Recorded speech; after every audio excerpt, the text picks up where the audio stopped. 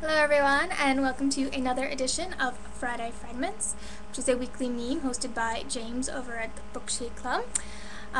In this meme, we read from a small bit of our current read or one of our favorite books, and this week I am going to read to you from my current read, which is The Scorch Trials by James Dashner. Isn't that a great cover? Love the covers of this series. This is book 2 in his Maze Runner trilogy, and if you haven't read the Maze Runner yet, I highly suggest that you go out to pick it up because it is a great read. And this book, Scorch Trials, will be out next month. I believe it's on the 12th. And if you're in the Boston area, James Dashner is actually going to be signing at the Burlington, Mass. Barnes & Noble on the 14th, so you might want to come check that out if you're in the area. So yeah, my read is going to be from the Scorch Trials. I have only just started this. I am in chapter 3, which is page 8 in the arc, so obviously I have not made it very far, but I'm going to read you from chapter 2, which I think is a really interesting chapter, and I hope will get you really interested in this book. Tom, something's wrong. That was how it started. Hear Teresa say those 3 words, but it seemed from far away, as if spoken down a long and cluttered tunnel. His slumber had become a vicious liquid, thick and sticky, trapping him. He became aware of himself, but realized he was removed from the world, entombed by exhaustion.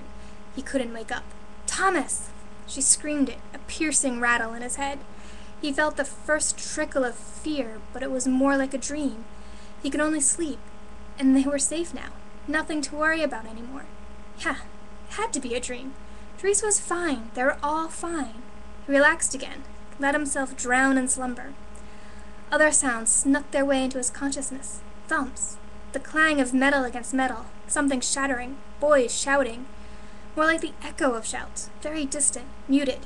Suddenly they became more like screams, unearthly cries of anguish, but still distant, as if he'd been wrapped in a thick cocoon of dark velvet. Finally, something pricked the comforter of sleep. This wasn't right. Teresa had called for him, told him something was wrong. He felt the deep sleep that had consumed him, clawed at the heavy weight pinning him down. Wake up, he yelled at himself. Wake up! Then something disappeared from inside him. There one instant, gone the next. He felt as if a major organ had been ripped from his body. It had been her. She was gone. Teresa, he screamed out in his mind. Teresa, are you there? There was nothing, and he no longer felt that comforting sense of her closeness. He called her name again, then again, as he continued to struggle against the dark pool of sleep. Finally, reality swept in, washed away the darkness. Engulfed in terror, Thomas opened his eyes and shot to a sitting position on his bed, scooted out until he got his feet under him and jumped up, looked around. Everything had gone crazy. The other gladers in the room were running around, shouting, and terrible, horrible, awful sounds filled the air, like the wretched squeals of animals being tortured. There was Frypan pointing out a window, his face pale. Newt and Mina were running to the door. Winston, hands held up to his frightened, acne-plagued face, like he had just seen a flesh-eating zombie. Others stumbling over each other to look out the different windows, but keeping their distance from the glass. Achingly, Thomas realized he didn't even know most of the names of the 20 boys who'd survived the maze, and had thought to have in the middle of all that chaos. Something at the corner of his eye made him turn to look toward the wall.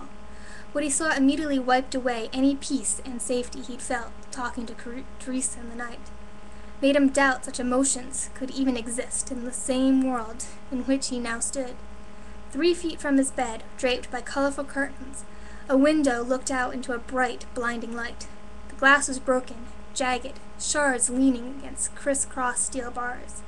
A man stood on the other side, gripping the bars with bloody hands. His eyes were wide and bloodshot, filled with madness. Sores and scars covered his thin, sunburned face. He had no hair, only diseased splotches of what looked like greenish moss. A vicious slit stretched across his right cheek. Thomas could see teeth through the raw, festering wound. Pink saliva dribbled in swaying lines from the man's chin. I'm a crank, the horror of a man yelled. I'm a bloody crank. And then he started screaming 2 words over and over, spit flying with each shriek. Kill me, kill me, kill me. And that is chapter 2. Scorch Trials by James Dashner. I don't know about you, but I really can't wait to see what all of that means. Hope you enjoyed this fragment, and I will see you next Friday.